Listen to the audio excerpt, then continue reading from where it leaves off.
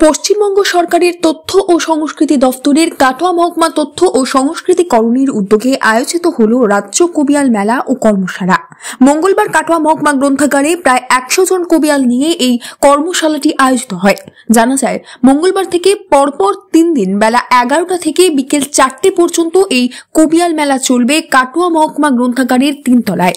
কাটোয়ার তথ্য ও সংস্কৃতি আধিকারিক সুস্মিতা মুখার্জি বলেন, জেলা লোক সংস্কৃতি ও অধিবাসী সংস্কৃতি কেন্দ্র এবং পূর্ব বর্ধমান জেলা প্রশাসনের উদ্যোগে এই কর্মশালাটি আয়োজিত হয়। এই প্রসঙ্গে তিনি আরও বলেন, আজকে থেকে 3 দিন ব্যাপী রাজ্য কবিয়াল মেলা ও কর্মশালা চলছে।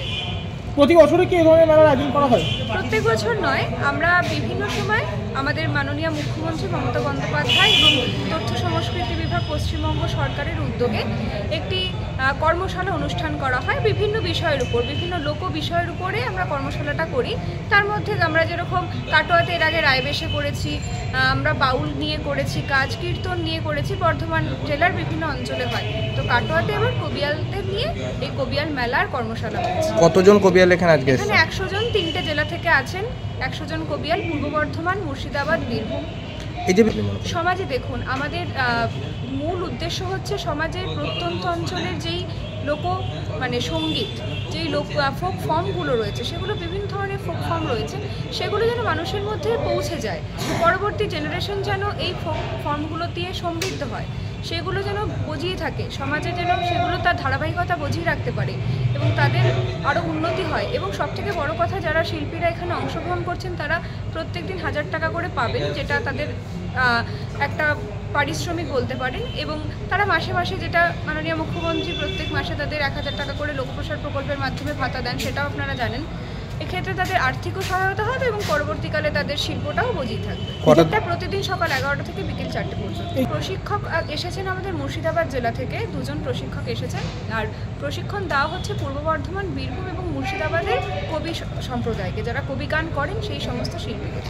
তাদের সবাই এনারা শিল্পী, প্রত্যেকেই শিল্পী। তারা আরও নতুন করে শিখছেন, শিখে তারা পরবর্তীকালে ভালো অনুষ্ঠান করতে পারবেন। বিভিন্ন জায়গা থেকে তাদেরকে ডাকবে এবং তাদের যাতে উন্নতি হয় শিল্পকলা, এটাই মূল উদ্দেশ্য।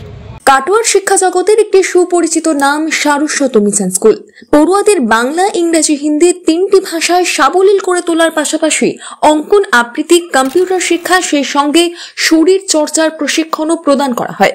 বর্তমানে 2025 শিক্ষাবর্ষে সীমিত সংখ্যক আসনের জন্য ভর্তি চলছে। সন্তানের উজ্জ্বল ভবিষ্যতের জন্য বেছে নিন সারস্বত মিশন স্কুল। ঠিকানা: বিদ্যাসাগর পল্লী, সার্কাস ময়দান, কাটোয়া। এই কর্মশালায় প্রায় 100 জন কবিয়াল অংশগ্রহণ করে।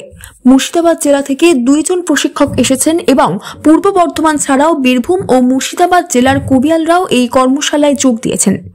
আমরা এসেছি বর্ধমান জেলার তথ্য কেন্দ্রের মাধ্যমে কাটোয়া সাব ডিভিশন তথ্য কেন্দ্রে আমাদের সারা বাংলার কবিদের নিয়ে কবিয়াল মেলা হচ্ছে এই তথ্য কেন্দ্রের রবীন্দ্র ভবনে, এই গ্রন্থাগার ভবনে। তো আমরা এখানে এই কর্মশালায় এসেছি। এই কর্মশালাতে শিক্ষা, গানের শিক্ষাও আমরা নিচ্ছি, আমরা দিচ্ছিও শিক্ষা। এর থেকে উপকারিতা বলতে গেলে, যে সমস্ত আমরা শিক্ষা পাবো, আগামী দিনে যে সমস্ত কথা উঠে আসছে, একে অপরের কাছ থেকে আদান প্রদান হচ্ছে, আমরা তুলে ধরতে পারবো।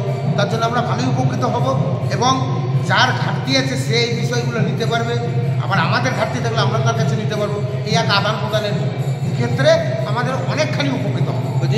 বর্তমান সরকার যেভাবে উদ্যোগ নিয়েছে প্রতিটা শিল্পীকে, আমরা আরও বলবো, সরকারের ক্ষেত্রে আমি এই বার্তা দিতে চাই, মাঝখানে শিল্পী নিয়োগ করা হয়েছিল, হওয়ার পর কার্ড যারা পেয়েছিল, তারপরে কিছু স্বজন পোষণের কারণে প্রকৃতপক্ষে শিল্পী যারা হারিয়ে গেছে, এখন তারা যখনই ওই শিল্পীরা যাচ্ছে, গিয়ে বলছে যে আমাদের কার্ড করে দিতে হবে, এটা একটা নির্দেশ আছে, বলছে দিদিকে ফোন করো। দিদিকে যখন ফোন করে ওই ইন্টারভিউ দেওয়া হচ্ছে, ইন্টারভিউ ঠিক হচ্ছে না, অনেকে পাস করতে পারছে, অনেকে পাচ্ছে না। তাই আমাদের দাবি আছে যে আগে যেভাবে শিল্পী নিয়োগ করা হয়েছে, ডাইরেক্ট দরখাস্তর মাধ্যমে ইন্টারভিউ নিয়ে পাস করানো। এখন দিদিকে বলো, তারপরে ওখান থেকে আস্তে আস্তে অনেকটা জিনিস অনেকখানি চাপা পড়ে যাচ্ছে। তাই তথ্যকেন্দ্র দায়িত্ব নিক, জেলা তথ্য, প্রতিটা জেলা শিল্পীকে আবার নতুন করে প্রজন্মকে তোলার জন্য। এই কর্মশালায় উপস্থিত ছিলেন পূর্ব বর্ধমান জেলা তথ্য ও সংস্কৃতি আধিকারিক রামশঙ্কর মণ্ডল, পূর্ব বর্ধমান জেলা পরিষদের সভাধিপতি শ্যামাপ্রসন্ন লোহার, কাটোয়ার মহকুমা শাসক অহিংসা জৈন, কাটোয়ার পৌরপিতা সমীর কুমার সাহা, এছাড়াও জেলা পরিষদের 2 জন কর্মাধ্যক্ষ এবং কাটোয়ার মহকুমা তথ্য ও সংস্কৃতি আধিকারিক সুস্মিতা মুখার্জি সহ অন্যান্য বিশিষ্ট ব্যক্তিবর্গ। Bureau report, news network 7।